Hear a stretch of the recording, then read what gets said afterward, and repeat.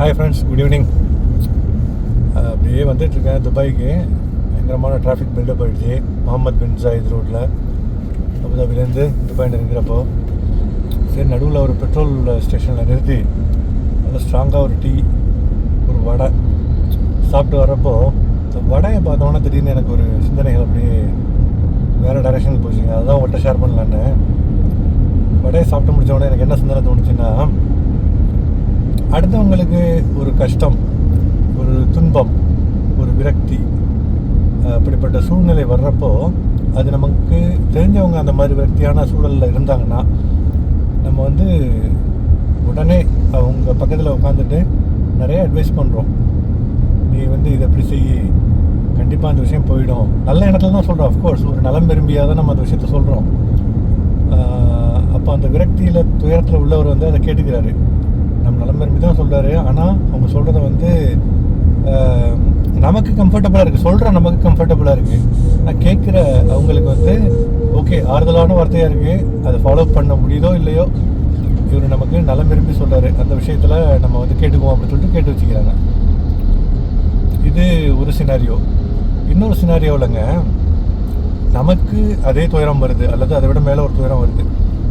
பயங்கரமான டென்ஷனில், விரக்தியில், துயரத்தோட உச்சத்தில் உட்காந்துருக்கோம். அப்போ அதே மாதிரி நமக்கு ஒரு நலம் விரும்பி அட்வைஸ் பண்ண ஆரம்பிக்கிறாரு. அப்போது நம்ம எந்த ஒரு கண்ணோட்டத்தில் அட்வைஸ் பண்ணமோ, ஏற்கனவே நம்ம நெருக்கமானவங்களுக்கு ஒரு சுச்சுவேஷன் அட்வைஸ் பண்ணோம் இல்லைங்களா, அந்த சுச்சுவேஷனில் நம்ம சொன்னது ரொம்ப சூப்பரான அட்வைஸ் நம்ம கொடுத்துட்டோம்பா, அதை அவன் ஃபாலோ பண்ணிவிட்டு அவன் கண்டிப்பாக இந்த துன்பத்துலேருந்து போயிடுவான்ப்பா அப்படிங்கிற ஒரு எண்ணத்தோட சந்தோஷமாக நம்ம அட்வைஸ் கொடுத்துட்டு வர்றோம். ஆனால் நமக்கு அதே அட்வைஸ் கொடுக்கப்படும் பொழுது அது ஒரு பாகக்காயாக தான் இருக்குது நமக்கு. ஆக்சுவலாக கசப்பான ஒரு உண்மை. சொல்வது உண்மையாக நிதர்சனமாக இருந்தாலும், நல்ல விஷயமாக இருந்தாலும், அதை ஏற்றுக்கொண்டு நடைமுறைப்படுத்துவதற்கு மிகப்பெரிய ஒரு சிக்கலாக இருக்கிறது. அது மனித மனம் அதை ஏற்றுக்கொள்ள மறுக்கிறது, அல்லது மிகவும் சிரமமான ஒரு விஷயம். எதுக்காக எவ்வளோ சொல்ல வரேன்னா, அந்த வடக்கு எனக்கு என்னடா சம்மதம் அப்படின்னு நீங்கள் கேட்க வர்றது புரியுது. அடுத்த சீக்கிரம் விஷயத்துக்கு வேணும் சொல்கிறது புரியுது. எதுக்காக சொல்ல வரேன்னா, அடுத்தவங்களுக்கு அட்வைஸ் பண்ணுறப்போ நமக்கு ரொம்ப ஈஸியாக வட மாதிரி நம்ம சொல்லிடுறோம். ஆனால் நமக்குன்னு ஒன்று வர்றப்போ, அதை அடுத்தவங்க சொல்கிறப்போ அதை நடைமுறைப்படுத்தல அவ்வளோ சிக்கலாக இருக்குது. அதனால் நமக்கு துன்பம் வர்றப்போ நம்ம அடுத்தவங்களுக்கு அட்வைஸ் பண்ணுற அளவுக்கு ஈஸியாக நமக்கு நாமே அட்வைஸ் பண்ணிக்கணும் அப்படிங்கிற ஒரு சுச்சுவேஷன் உண்டாகணும் இல்லைங்களா. அடுத்தவங்களுக்கு அட்வைஸ் பண்ணுறது ஈஸியாக இருக்குது. ஏன்னா நமக்கு அந்த துன்பம் இல்லை, அடுத்தவங்களுக்கு தான். அதை நம்ம உணர முடியல, எம்பத்தைஸ் பண்ண முடியல, ஃபீல் பண்ண முடியல, எமோஷ்னலாக அதை கனெக்ட் பண்ணி பார்க்க முடியல. அந்த துயரத்தோட நமக்கே வர்றப்போ எந்த அட்வைஸுமே நமக்கு ஒட்ட மாட்டேங்குது இல்லைங்களா. அப்படி இருக்கிற சூழலில் ஒரு நேசிறந்த அப்ரோச் என்ன அப்படின்னு சொல்லிட்டு உளவியலாளர்கள், சைக்காலஜிஸ்ட், எக்ஸ்பர்ட்ஸ்லாம் என்ன சொல்கிறாங்கன்னா, நம்ம துன்பப்பட்டு இருக்கோம்.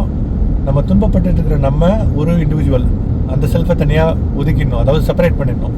இன்னொரு இண்டிவிஜுவல் அட்வைஸ் பண்ணுற ஆள், நமக்கு நாமே அட்வைஸ் பண்ணுற மாதிரியான ஒரு சினாரியோவை இந்த குறிப்பிட்ட விஷயத்தில் நம்ம உண்டாக்குறோம். சரிங்களா.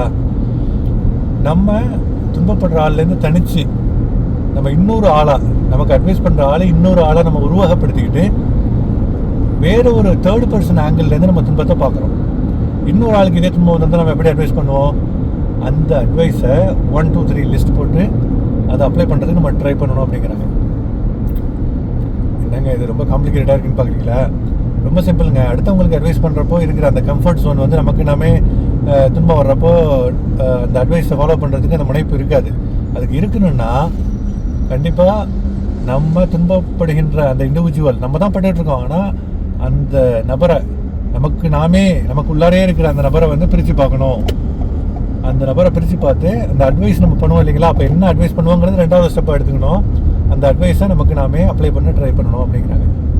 நீங்கள் என்ன நினைக்கிறீங்க? ஒர்க் அவுட் ஆகுமா? முயற்சி பண்ணி தான் பார்க்கலாமா. அடுத்த தடவை நமக்கு துன்பம் வர்றப்போ ஒன்றும் பிரச்சனை இல்லை. நமக்கு அந்த துன்பம் இன்னொருத்தவங்களுக்கு நம்ம என்ன அட்வைஸ் பண்ணுவோம்னு சொல்லிட்டு உட்காந்து யோசிச்சு பார்ப்போம். எழுதி வச்சுக்குவோம், 1, 2, 3 ஜாட் டவுன் பண்ணிக்குவோம். நம்ம அதே அட்வைஸாக ஃபாலோ பண்ண ட்ரை பண்ணுவோம். கண்டிப்பாக நமக்கு அந்த நல்ல அட்வைஸாக தான் தோணும். ஏன்னா நம்மளுடைய நலம் விரும்பிகள், நமக்கு பிரியமானவர்களுக்கு தான் அந்த அட்வைஸை நம்ம எடுத்து வச்சுருப்போம். அதை நமக்கு நாமே பண்ணுறப்போ கண்டிப்பாக அது நல்ல சொல்யூஷனாக தான் இருக்கும். அதை 2 நபராக இருந்து அப்ளை பண்ண முயற்சி பண்ணுறப்போ நல்லது நடக்கும்னு சொல்கிறாங்க. தெரிஞ்சவங்க நாளும் தெரிஞ்சவங்க சொல்கிறாங்க, எக்ஸ்பர்ட்ஸ்லாம் சொல்கிறாங்களாம், சைக்காலஜிஸ்ட்லாம். அதை ஏன் நம்ம அப்ளை பண்ணி பார்க்கக்கூடாது?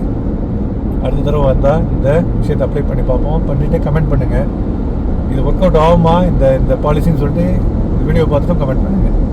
தேங்க்யூ கைஸ் ஃபார் வாட்சிங். ஏதோ துபாய் டிராஃபிக்கில் போயிட்டே இருக்கிறப்போ வடை எத்தின உடனே துபாய் டிராஃபிக்கினுடைய மெதுவான ஒரு ஓட்டம், வடையை சாப்பிட்ட ஒரு மத டீயை குடித்த உடனே தூக்கம் வராமல் அப்படியே ஒர்க் அவுட் பண்ணிட்டு போயிட்டு இருக்கேன்னா, அதனால் இந்த சிந்தனைகளை உங்கள்கிட்ட சொன்னால் இன்னும் தூக்கமே வரல. நல்லதாக நாலு சொல்லணும்னு தோணுச்சு. என்னன்னு சொல்லிட்டு கமெண்ட் பண்ணுங்கள். Thank you guys, have a good day ahead.